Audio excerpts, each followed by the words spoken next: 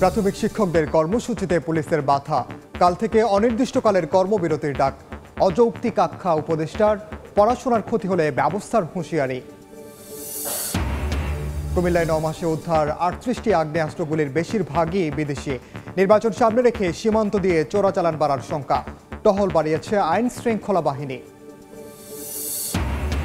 খুলে দেয়া হলো পদ্মা সেতু রেল প্রকল্পের টিটিপাড়া আন্ডারপাস। ঢাকা থেকে দক্ষিণে ট্রেন চলবে নির্বিঘ্নে।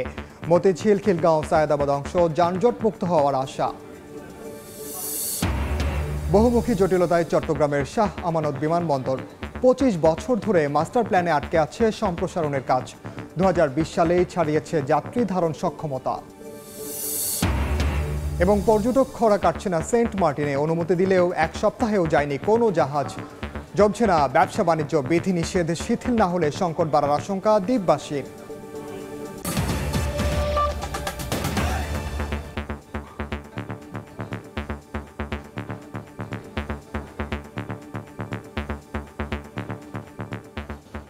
বাংলার সময়ের সঙ্গে আছি আমি ওমর ইনাম। 10ম গ্রেড সহ 3 দাবিতে প্রাথমিকের সহকারী শিক্ষকদের কেন্দ্রীয় শহীদ মিনারে অবস্থান। পরে শাহবাগে ব্যারিকেড ভাঙার চেষ্টা করলে সাউন্ড গ্রেনেড, জলকামান দিয়ে ছত্রভঙ্গ করে দেয় পুলিশ। দাবি আদায়ে কাল থেকে অনির্দিষ্টকালের কর্মবিরতির ডাক দিয়েছেন আন্দোলনকারীরা। এদিকে 10ম গ্রেডের দাবিকে অযৌক্তিক আখ্যা দিয়ে পড়াশোনার ক্ষতি হলে কঠোর ব্যবস্থার হুঁশিয়ারি দিয়েছেন প্রাথমিক ও গণশিক্ষা উপদেষ্টা।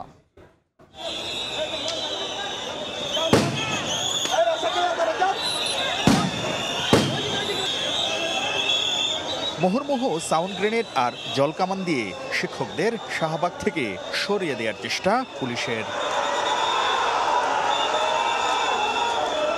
শনিবার কেন্দ্রীয় শহীদ মিনার থেকে পদযাত্রা করে শাহবাগ মোড় অভিমুখে অগ্রসর হন সরকারি প্রাথমিক বিদ্যালয়ের আন্দোলনরত শিক্ষকরা। ব্যারিকেড ভেঙে সামনে যেতে চাইলে নিয়ন্ত্রণের চেষ্টা আইনশৃঙ্খলা বাহিনীর। সকালে সারা দেশ থেকে শিক্ষকরা রাজধানীতে এসে অংশ নেন অবস্থান কর্মসূচিতে। শিক্ষকরা বলছেন, মানুষ গড়ার কারিগর শিক্ষকদের তৃতীয় শ্রেণীতে রেখে উন্নত জাতি গঠনের স্বপ্ন বাস্তবায়ন সম্ভব নয়। সহকারী শিক্ষকদের এন্ট্রি পদ 10ম গ্রেডের জন্য আন্দোলন করছি, শতভাগ পদোন্নতির জন্য আন্দোলন করছি এবং আমাদের টাইম স্কেল উচ্চতর গ্রেডের যে সমস্যা সেটা নিরসনের জন্য আমরা আন্দোলন করছি। আজকে শুরু হয়েছে এবং এই কর্মসূচি অব্যাহত থাকবে। উন্নত মন মানসিকতা সম্পন্ন জাতি হিসেবে গড়ে তোলার জন্য প্রাথমিক শিক্ষকদেরকে 10ম গ্রেড সুনিশ্চিত করাটা এখন একান্তই সময়ের দাবি। পদোন্নতির যোগ্যতা থাকার পরও প্রাথমিক বিদ্যালয়ের অনেক শিক্ষককে সারা জীবন এক পদে আটকে থাকতে হচ্ছে। দাবি ওঠে শতভাগ বিভাগীয় পদোন্নতিরও। সহকারী শিক্ষকদের 10ম গ্রেড সহ এই মান মর্যাদা দিলে শিক্ষকরা বাড়ি ফিরবে। আমরা যেন 10ম গ্রেডে উন্নীত হতে পারি। 10 বছর এবং 15 বছর উপলক্ষে আমাদের যে সমস্যা রয়েছে সেই সমস্যাকে সমাধান কাটিয়ে ওটার জন্য আমি উদাত্ত আহ্বান জানাবো সরকারের প্রতি। এদিকে সারা দেশের প্রাথমিক বিদ্যালয়ে রোববার থেকে কর্মবিরতির ডাক দিয়েছেন আন্দোলনরত শিক্ষকরা। এর আগে খুলনায় প্রাথমিক ও গণশিক্ষা মন্ত্রণালয়ের উপদেষ্টা অধ্যাপক ডাক্তার বিধান রঞ্জন রায় পোদ্দার বলেন, আন্দোলনে পড়াশোনা বিঘ্নিত হলে নেওয়া হবে কঠোর ব্যবস্থা। এই পরিপ্রেক্ষিতে এসে 10ম গ্রেড দাবি ধরে আন্দোলন করা, এটা কতটুকু যৌক্তিক বিবেচনা করবেন? ওনারা আন্দোলন করতে পারেন, কিন্তু আমরা যেটা দেখব সেটা হচ্ছে আমাদের যেন পড়াশোনায় বিঘ্নিত না হয় এবং এই ব্যাপারে আমরা সর্বোচ্চ কঠোর ব্যবস্থা নেব যদি আমাদের পড়াশোনা বিঘ্নিত হয়। আর এক লাফে 13তম থেকে 10ম গ্রেডে আসার কোনো যুক্তি নেই বলেও মন্তব্য করেন উপদেষ্টা। শাকির আহমেদ, সময় সংবাদ, ঢাকা। কুমিল্লায় গত 9 মাসে উদ্ধার হয়েছে 38টি আগ্নেয়াস্ত্র, বিপুল পরিমাণ গুলি, যার বেশিরভাগই বিদেশি। আসন্ন জাতীয় সংসদ নির্বাচন সামনে রেখে জেলার সীমান্তবর্তী এলাকা দিয়ে অবৈধ আগ্নেয়াস্ত্র ঢোকার আশঙ্কা করছেন স্থানীয়রা। তবে আইন শৃঙ্খলা বাহিনী বলছে, নির্বাচন কেন্দ্র করে অবৈধ অস্ত্র প্রবেশ ঠেকাতে সীমান্তে টহল বাড়ানো হয়েছে। এক্ষেত্রে জিরো টলারেন্স নীতি অনুসরণ করা হচ্ছে। বাহার রায়হানের তথ্য ও ছবি নিয়ে রিপোর্ট। কুমিল্লার 104 কিলোমিটার সীমান্ত এলাকার অন্তর্ভুক্ত 14 গ্রাম সদর দক্ষিণ, সদর, বুড়িচং, ব্রাহ্মণপাড়া উপজেলা অবৈধ অস্ত্রের অনুপ্রবেশের হটস্পট হিসেবে বিবেচিত। স্থানীয়দের শঙ্কা, আসছে জাতীয় নির্বাচন ঘনিয়ে আসার সঙ্গে সঙ্গে অভিনব কায়দায় সীমান্ত পেরিয়ে দেশে ঢুকতে পারে আধুনিক আগ্নেয়াস্ত্র। এ অস্ত্র ঢুকলে নির্বাচনী সহিংসতা ও পেশিশক্তির প্রভাব আরও বাড়িয়ে তুলতে পারে। ভারত দিয়ে কিন্তু অহরহ অস্ত্র বিগত সময়ে ঢুকছে, এখন আবার ঢুকতেছে। এইভাবে অস্ত্র আসলে সুষ্ঠু নির্বাচন হবে না। এই অবাধ যে অস্ত্রের বিচরণ দেখছি, এটি খুবই আশঙ্কাজনক নির্বাচনের জন্য। এই প্রশাসন যদি সিরিয়াস হয় তাহলে এই অস্ত্রের অনুপ্রবেশ রোধ করতে পারবে বলে আমি বিশ্বাস করি। তবে নির্বাচনকে কেন্দ্র করে সীমান্ত দিয়ে অবৈধ অস্ত্রের প্রবেশ ঠেকাতে টহল বাড়িয়েছে বিজিবি। পাশাপাশি পুলিশের পক্ষ থেকেও নজরদারি ও গোয়েন্দা তৎপরতা বৃদ্ধি করা হয়েছে। নির্বাচন কেন্দ্রিক কিংবা দেশে একটা অরাজক পরিস্থিতি তৈরি করার জন্য একটা মহল চাচ্ছে যে দেশে একটা অরাজক পরিস্থিতি সৃষ্টি হোক। সে বিষয়ে আমরা তৎপর রয়েছি। এখন পর্যন্ত বাইরে থেকে কোনো কিছু আসছে আমরা এই জাতীয় নিউজ এখন পাইনি, তবে আমরা তৎপর রয়েছে। আইন শৃঙ্খলা বাহিনীর তথ্য বলছে, গত 9 মাসে জেলায় উদ্ধার হয়েছে 38টি আগ্নেয়াস্ত্র, 113 রাউন্ড গুলি ও 20টি ম্যাগাজিন, যার বেশিরভাগই বিদেশি। সময় সংবাদ, কুমিল্লা। পদ্মা সেতুর রেল সংযোগ প্রকল্পের টিটিপাড়া আন্ডারপাস খুলে দেওয়া হয়েছে। এখন সড়ক পথ চালু রেখে ট্রেন চলাচল করতে পারছে। একই সঙ্গে যানজটমুক্ত হয়েছে মতিঝিল, খিলগাঁও, সায়দাবাদ সড়কের টিটিপাড়া অংশ। এতে নারায়ণগঞ্জ ও দক্ষিণের রেল নেটওয়ার্ক নির্বিঘ্ন হয়েছে। আবু সাইদের ছবিতে নাসির উদ্দিন উজ্জ্বলের রিপোর্ট। পদ্মা সেতুর রেল সংযোগ প্রকল্পের টিটিপাড়া আন্ডারপাস খুলে দেওয়া হয়েছে। এর উপর দিয়ে চলছে ট্রেন আর নিচ দিয়ে চলছে অন্য যানবাহন। আন্ডারপাসের মাঝের 4 লেনে মোটর চালিত যানবাহন আর 2 পাশের 2 লেনে চলছে রিক্সা ও সাইকেল। শনিবার সকালে অন্তর্বর্তী সরকারের প্রধান উপদেষ্টার 2 বিশেষ সহকারী, রেলওয়ের মহাপরিচালক ও সেনাবাহিনীর ঊর্ধ্বতন কর্মকর্তারা এর উদ্বোধন করেন। পরবর্তীতে জনসাধারণের জন্য আন্ডারপাস উন্মুক্ত করা হয়। এর ফলে নারায়ণগঞ্জ ও পদ্মা সেতুর রেল নেটওয়ার্ক নির্বিঘ্ন রাখা ছাড়াও টিটিপাড়া এলাকায় যান চলাচলে গতি পেল।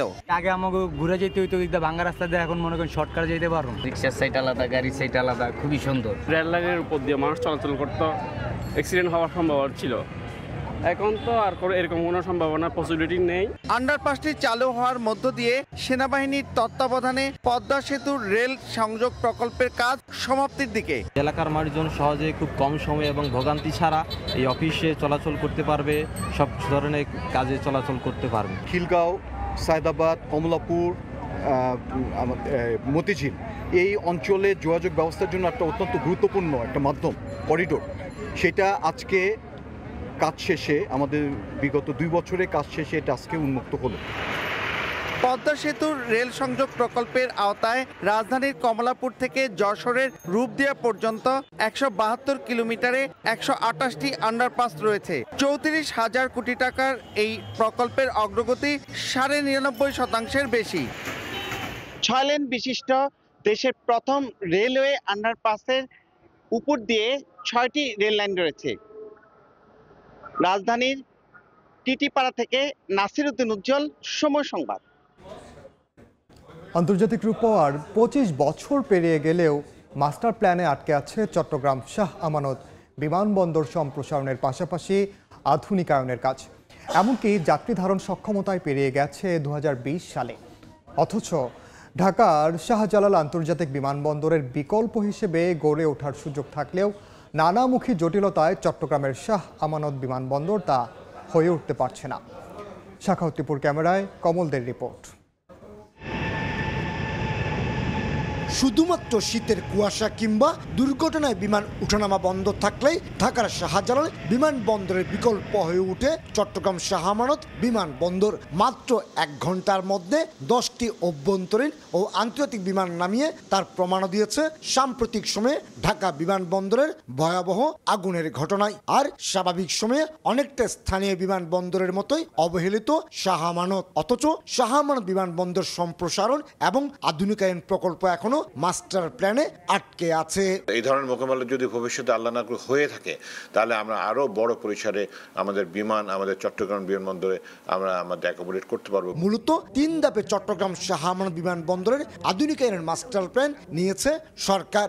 এর অংশ হিসেবে যাত্রী ধারণ ক্ষমতা থাকছে, এর মধ্যে রানওয়ে এবং টার্মিনাল সম্প্রসারণও পরিকল্পনা রয়েছে। একই সঙ্গে আলাদা কার্গো পয়েন্টও থাকবে। এই মাস্টার প্ল্যানের মধ্যে আমার যত ধরনের আধুনিক যাত্রী সেবার যে সমস্ত ফ্যাসিলিটিসগুলো দেওয়ার সেইগুলো, প্লাস হচ্ছে আমার ফায়ার ক্যাপাসিটি বাড়ানো, ফায়ার ক্যাটাগরি ডেভেলপ করা। ব্যবসা বাণিজ্যের পাশাপাশি পর্যটন শিল্পের বিকাশে চট্টগ্রাম শাহ আমানত বিমানবন্দরের আধুনিকায়নের কোনো বিকল্প দেখছেন না ব্যবসায়ী নেতারা। বিমানবন্দর দুই হলে ওখানে আপনি ইন্ডাস্ট্রি বলেন, ট্যুরিজম, এনি কাইন্ড অফ সবখানে ফুটপ্রিন্ট বাড়ে। ফুটপ্রিন্ট বাড়লে এনি কাইন্ড অফ বিজনেসেস বলেন, আপনি ওটা ট্যুরিজম বলেন অথবা service industry, that will increase. দিনে গড়ে 17টি আন্তর্জাতিক এবং 36টি অভ্যন্তরীণ সহ 53টি ফ্লাইট পরিচালনা করছে চট্টগ্রাম শাহ আমানত বিমানবন্দর। কমল দে, সময় সংবাদ, চট্টগ্রাম। গেল 3টি জাতীয় নির্বাচনের বিভিন্ন অনিয়ম তদন্তে চট্টগ্রামে শুনানি করছে নির্বাচন কমিশনের গঠিত তদন্ত কমিশন। দুপুরে দ্বিতীয় দিনের শুনানিতে তৎকালীন রিটার্নিং কর্মকর্তা থেকে শুরু করে নির্বাচন সংশ্লিষ্টরা হাজির হয়ে কমিশনের প্রশ্নের জবাব দেন। নগরীর আঞ্চলিক নির্বাচন কমিশন কার্যালয়ে শুরু হওয়া শুনানি কার্যক্রম পরিচালনা করেন জাতীয় নির্বাচন তদন্ত কমিশনের সদস্য তাজরিয়ান আকরাম হোসেন এবং ডক্টর মোহাম্মদ আব্দুল আলিম সহ 5 সদস্যের কমিটি। নির্বাচন কমিশন কর্মকর্তারা জানান, বিগত 3 নির্বাচনের বিরুদ্ধে উত্থাপিত অভিযোগ পর্যালোচনা করে বর্তমান কমিশন আগামী নির্বাচন সুষ্ঠুভাবে পরিচালনার লক্ষ্যে সুপারিশ প্রদান করবেন। জাতীয় নির্বাচন 2018, 2014 এবং 2024 এই নির্বাচনগুলো নিয়ে জাতীয় তদন্ত কমিশন গঠিত হয়েছে। নির্বাচন সংশ্লিষ্ট যে সমস্ত কর্মকর্তারা ছিলেন, এমনকি যারা এজেন্ট যারা ছিল প্রার্থীর, উনি এবং পুলিশ কর্মকর্তা যারা তাই দায়িত্বে ছিলেন, ওনাদেরকে ওনারা এখানে ডেকেছেন। চট্টগ্রাম 5 এবং চট্টগ্রাম 11 দুটি আসনের। আমি তো আমারটা বলতে পারবো, অন্য কোথায় কি হয়েছে সেটা তো আমার এখানে তো ভোট কাস্টেজের কথা দেখলাম 20 না, ওই যে কেন্দ্র ধরলো 20 পয়েন্ট সামথিং এরকম হয়েছে। যারা বিএনপিকে সংস্কারের প্রতিপক্ষ মনে করেন তারা মূলত শাক দিয়ে মাছ ঢাকতে চান মন্তব্য করেছেন বিএনপির স্থায়ী কমিটির সদস্য ডাক্তার AZM জাহিদ হোসেন। দুপুরে দিনাজপুরের খোড়াঘাটে নিয়েছে নির্বাচনী এলাকায় ভোটারদের সঙ্গে উঠান বৈঠকে কথা বলেন তিনি। বিএনপি জনগণের আশা আকাঙ্ক্ষাকে ধারণ করতে চায়, লালন করতে চায়, বাস্তবে রূপায়িত করতে চায়।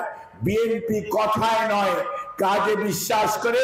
কাজেই বিএনপিকে সংস্কারের প্রতিপক্ষ যারা মনে করেন তারা সত্যিকার অর্থে শাক দিয়ে মাছ ঢাকতে চান।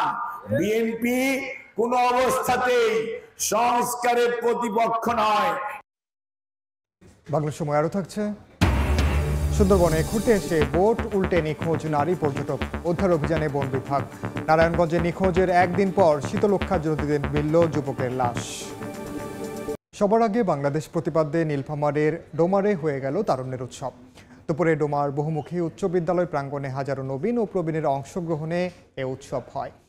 এতে প্রধান অতিথি হিসেবে উপস্থিত ছিলেন বিশিষ্ট রাজনীতিবিদ ইঞ্জিনিয়ার শাহরিন ইসলাম চৌধুরী তুহিন। নীলফামারী বিএনপির জরুরি সেবা লাইন নাম্বার উদ্বোধন করেন তিনি। পরে সরাসরি তরুণ তরুণীদের কাছ থেকে ডোমার উপজেলার বিভিন্ন সমস্যার কথা শোনেন ইঞ্জিনিয়ার শাহরিন ইসলাম চৌধুরী তুহিন। নীলফামারীতে আইসিটি ট্রেনিংয়ের ব্যবস্থা করব। আমাদের তরুণদেরকে উপরে নিয়ে যাওয়ার জন্য আমরা মেন্টরিং প্রোগ্রাম চালু করব। প্রশিক্ষণ ছাড়া আমরা যে আমাদের বাংলাদেশিদেরকে পাঠাই, এটা আমাদের উচিত না। আমাদের প্রশিক্ষিত জনগোষ্ঠীকে এখন ইউরোপে, এশিয়ার বিভিন্ন দেশে আমরা পাঠাতে পারি এবং তারা বহু গুণে অর্থ উপার্জন, বৈদেশিক মুদ্রা উপার্জন করতে পারে। সো এই সুযোগগুলোকে তো আমাদের কাজে লাগাইতে হবে। নেত্রকোনার পাহাড়ি জনপদে 5000 নারী পুরুষকে দেয়া হলো ফ্রি চিকিৎসা সেবা। সকালে কলমাকান্দা লেঙ্গুড়া স্কুল ও কলেজ মাঠে এ ক্যাম্পের উদ্বোধন করেন নেত্রকোনা 1 আসনের বিএনপি মনোনীত প্রার্থী ব্যারিস্টার কায়সার কামাল। এতে 11টি বুথে 80 জন বিশেষজ্ঞ চিকিৎসক সেবা দেন। বিনামূল্যে স্বাস্থ্যসেবা পেয়ে খুশি রোগী ও স্বজনরা।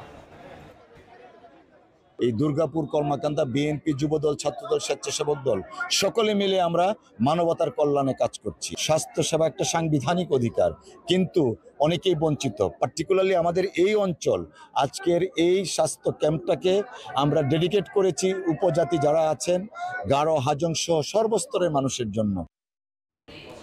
সুন্দরবনে বেড়াতে গিয়ে নৌকা উল্টে এক নারী পর্যটক নিখোঁজ হয়েছেন। বন বিভাগ জানায়, ঢাকার উত্তরা থেকে 13 জন পর্যটক একটি ছোট নৌকা ভাড়া করে সুন্দরবনের করমজল বন্যপ্রাণী প্রজনন কেন্দ্র ও পর্যটক স্পট ঘুরে মোংলার দিকে যাচ্ছিল। দুপুরে পশুর চ্যানেল দিয়ে হঠাৎ একটি বড় নৌযান দ্রুত গতিতে চালিয়ে গেলে প্রচণ্ড ঢেউয়ের তোড়ে ছোট নৌকাটি নিয়ন্ত্রণ হারিয়ে উল্টে যায়। পরে অন্যান্য পর্যটক সাঁতরে তীরে উঠলেও রিয়ানা আজাদ নিখোঁজ হন। খবর পেয়ে বন বিভাগ ঘটনাস্থলে পৌঁছে উদ্ধার অভিযান শুরু করে। নারায়ণগঞ্জের শীতলক্ষা নদীতে নিখোঁজের একদিন পর যুবকের লাশ উদ্ধার করা হয়েছে।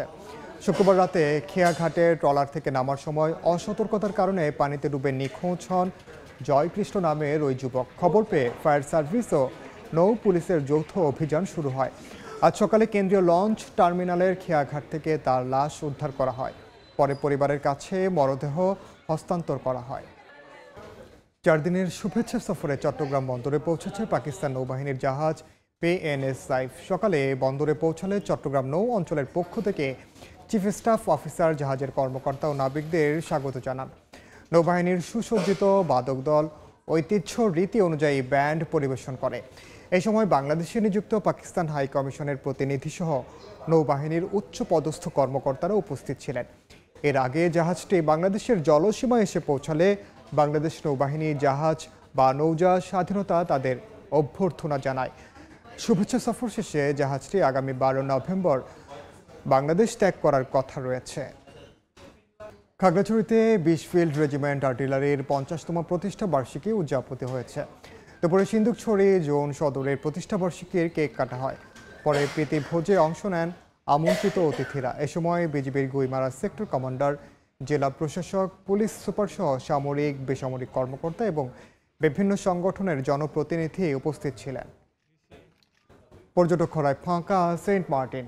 কক্সবাজার সেন্ট মার্টিন নৌ রুটে 2টি জাহাজ প্রশাসন চলাচলের অনুমতি দিলেও গত 1 সপ্তাহে যায়নি কোনো জাহাজ। জবসেনা ব্যবসা বাণিজ্য খাঁ খাঁ করছে জেটি ঘাট। এতে সংকট বেড়েছে দ্বীপে। বিস্তারিত জানাচ্ছেন সুজাউদ্দিন রুবেল।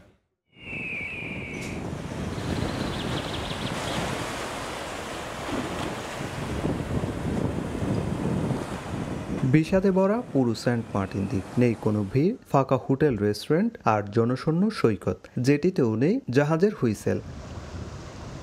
দ্বীপবাসীর অভিযোগ, আগে অক্টোবর থেকে পর্যটক আসা শুরু হলেও গত বছর থেকে পরিবেশ রক্ষার নামে নানা বিধিনিষেধে থমকে গেছে পর্যটন। এবারও নভেম্বরের শুরুতে ভ্রমণ উন্মুক্ত হলেও জাহাজ চলাচল না করায় দেখা নেই পর্যটকের। আগে 4 মাসের ব্যবসা করে সারা বছর সংসার চললেও এখন মাত্র 2 মাসের আয়ে টিকে থাকতে হচ্ছে।